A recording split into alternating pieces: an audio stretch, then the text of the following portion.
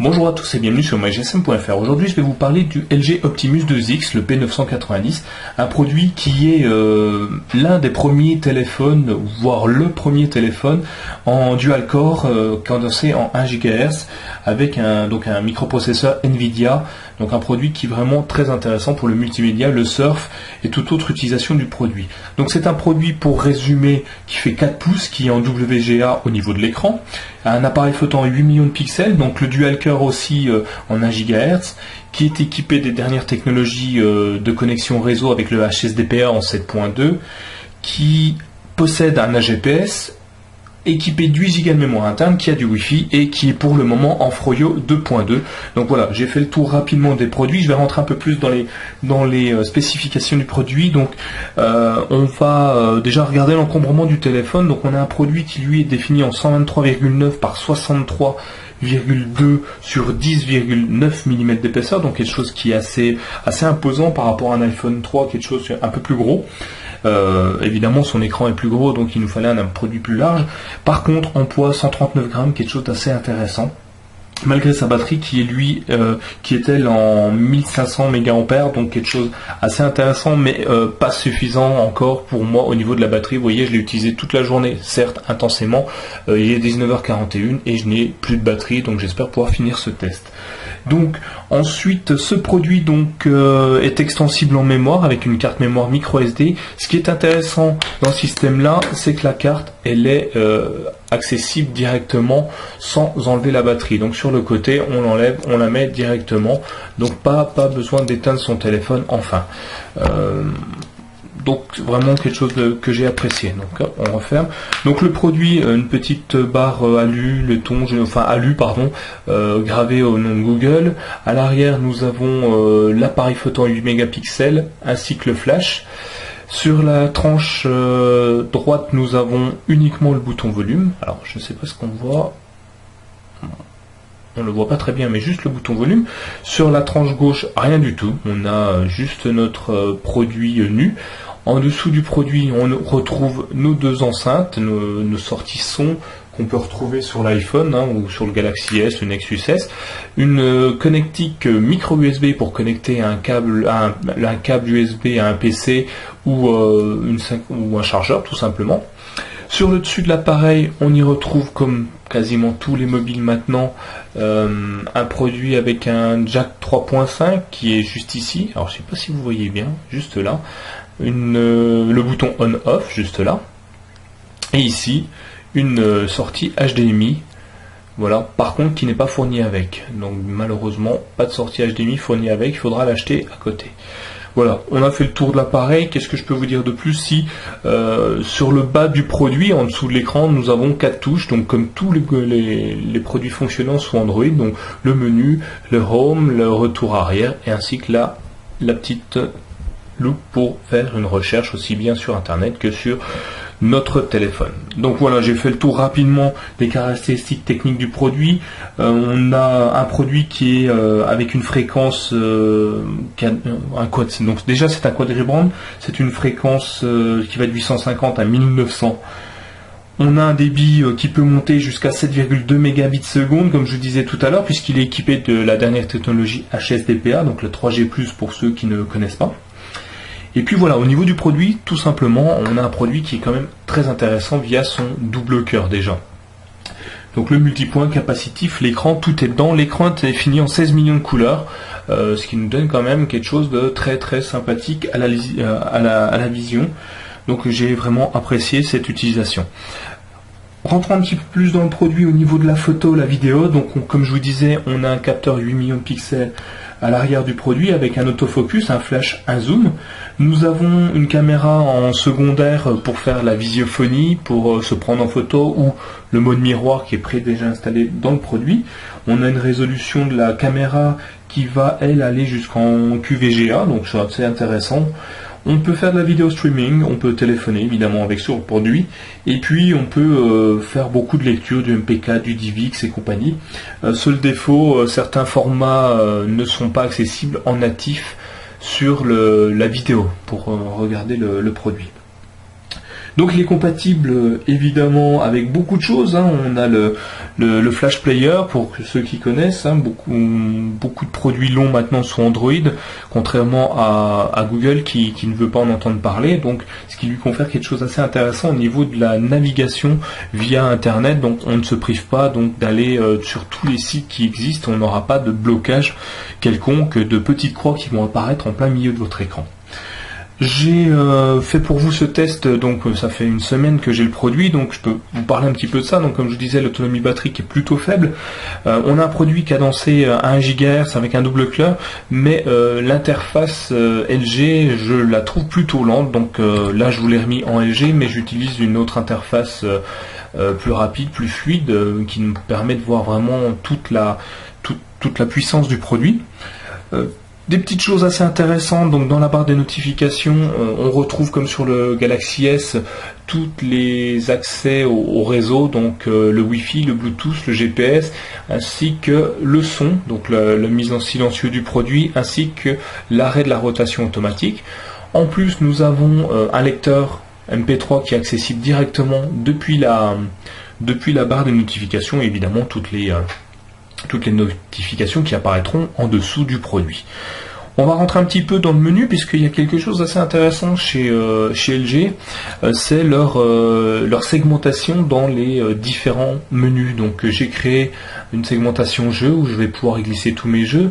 On a là, puisque c'est un produit sous SFR, une segmentation SFR, une segmentation application système avec tout ce qui est préinstallé, qu'on peut évidemment rajouter, changer, modifier.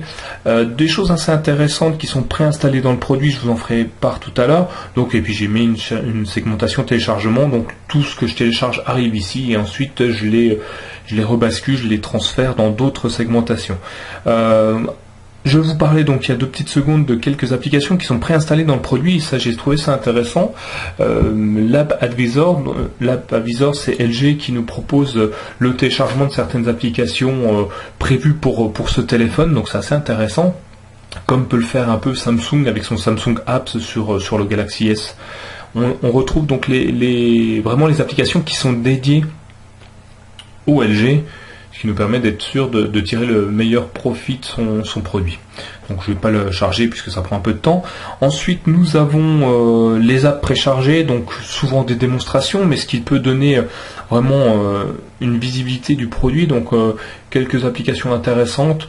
Bon, j'ai utilisé Spider-Man parce que assez sympa en termes de jeu, je le conseille d'ailleurs, ça ne coûte pas grand chose, 3 ou 4 euros je crois. Une autre application qui est préinstallée, F-Secure, on aime, on n'aime pas, je vais dire que je vais l'apprécier, ça m'a permis d'éviter 2-3 petits soucis de virus puisque j'ai téléchargé des applications pour les essayer, malheureusement elles étaient vérolées. Ensuite on y retrouve en natif, donc ce qui permet de ne pas avoir à télécharger aucune application via le market. Donc on a Facebook via LG, nous avons MySpace via LG, donc toutes les applications qui sont dédiées et remaniées par LG. Nous avons Twitter via LG et puis YouTube qui est prédéchargé. Enfin voilà, donc des applications qui sont vraiment intéressantes déjà en natif dans le produit, donc pas besoin de rajouter quoi que ce soit supplémentaire. On a, qu'est-ce que je peux vous dire d'autre, le système de clavier, donc comme tous les produits, on a un clavier en AZERTY qui va passer du mode portrait au mode paysage juste avec l'accéléromètre. Alors attention, évidemment pour le test ça ne fonctionne pas. Voilà, je l'avais bloqué, pardon. Voilà, donc là, le mode portrait paysage directement. Qui nous permet de faire des saisies rapides depuis le produit, donc assez intéressant. Donc un beau clavier quand même qui prend pas mal de place, donc il faut dire que les 4 pouces de diagonale du téléphone nous aident vraiment. Au niveau de la navigation internet, alors j'étais assez bluffé, moi je possédais il y a encore peu de temps le Nexus S et le Galaxy S et je peux dire que je n'ai pas eu de produit aussi rapide, donc je vais lancer une navigation.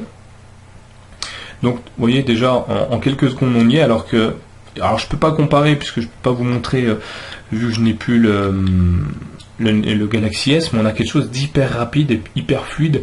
Donc là je lance my GSM et vous allez voir, voilà, on charge en quelques secondes les images, les applications. Nous avons donc le zoom en multipoint, on passe évidemment du mode portrait au mode paysage. Voilà, très simplement, quelque chose vraiment hyper fluide qui nous aide vraiment dans la navigation, dans l'exploitation d'internet pour ce produit, vraiment très intéressant. Donc c'est vrai que pour la navigation internet, rien à dire, le double cœur, on voit qu'il est là, ça nous permet vraiment de faire de superbes connexions à une rapidité vraiment très intéressante. Qu'est-ce que je peux vous dire de plus? Donc le Bluetooth, le Wi-Fi. Alors le Wi-Fi, j'ai eu un petit peu de mal à me connecter au départ. Bizarrement, j'ai dû m'y reprendre à plusieurs fois. Alors est-ce que c'est ma box? Alors j'ai essayé sur plusieurs box, une box Orange, une box Free, une box SFR. Tout ont le même problème, où c'est mon téléphone. J'ai dû me reprendre à 3 ou 4 fois pour réussir à faire une connexion Wi-Fi. Par contre, une fois faite, la connexion ne bouge plus. Elle nous permet d'avoir quelque chose d'hyper intéressant, pour éviter de manger trop votre débit via votre opérateur. Que dire d'autre? Il est équipé du Bluetooth stéréo, du Wi-Fi, comme je vous l'ai dit. Il a la fonction clé USB. Quand vous branchez votre téléphone via le câble USB à votre ordinateur, automatiquement il vous détecte votre téléphone en USB, donc c'est assez sympa. La sortie HDMI, je l'ai essayé, alors vraiment très intéressant. J'essaierai de vous faire un test vidéo. On reproduit exactement votre écran, l'écran du LG sur l'écran de votre télé, et il redimensionne automatiquement sur l'écran de télé. Donc je peux vous dire que sur les jeux c'est assez sympa. J'ai essayé sur Need for Speed, vraiment je me demande à quoi va me servir ma console de salon maintenant. J'exagère un peu, mais c'est vraiment très très sympa à utiliser. Que dire d'autre? Ben rien de plus, je pense que j'ai fait rapidement le tour. Si au niveau des photos, on a pas mal de choses intéressantes, elles sont plutôt intéressantes en extérieur. En intérieur, j'ai vraiment pas trouvé l'intérêt en intérieur, mais on a des lumières, des contrastes, des luminosités qui sont vraiment très sympathiques. Le vert est vert, le noir est noir, donc que dire de plus? C'est un produit qui fait de la belle photo en extérieur. En intérieur, le flash, comme d'habitude, c'est jamais très très bon, mais vous voyez, on a quand même une photo qui est plutôt intéressante. J'ai pris ça en extérieur rapidement, donc je suis pas photographe, c'est pas mon métier, mais j'ai quand même trouvé que je pouvais faire de très très belles photos via le téléphone. Donc pour un petit appareil photo, on a quelque chose d'assez sympa, donc je vous le conseille. Au niveau des photos, on a vraiment quelque chose d'assez intéressant. Je voulais vous faire aussi une petite démonstration des vidéos. Alors j'ai chargé une ou deux vidéos parce que j'étais bluffé. Tout simplement, je vais lancer une vidéo. On voit le double cœur. Donc le double cœur nous permet d'avoir quelque chose d'assez intéressant. Le son est pas mal, mais c'est pas transcendant. On pourra voir mieux, mais c'est quelque chose d'intéressant quand même. Donc voilà, au niveau de la vidéo, je vous laisse déguster un petit peu ce moment de vidéo. Donc c'est une vidéo qui est vraiment définie pour être mise sur un ordinateur, donc une définition d'écran qui est assez importante. Donc voilà, le son pas transcendant, quand il est à fond il grésille un peu. Pareil au niveau de la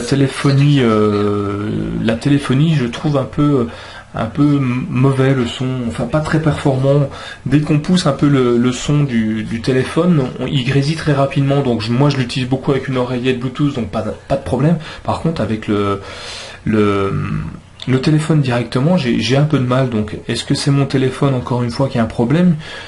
Bon, je pense, mais parce que c'est quand même un produit qui est vraiment super bien défini, donc j'imagine pas un produit de cette qualité avoir un défaut de son. Voilà, j'ai fait rapidement le tour de produits, mais si jamais vous avez des questions, n'hésitez pas à me les poser ici sur notre page Twitter, sur notre page Facebook.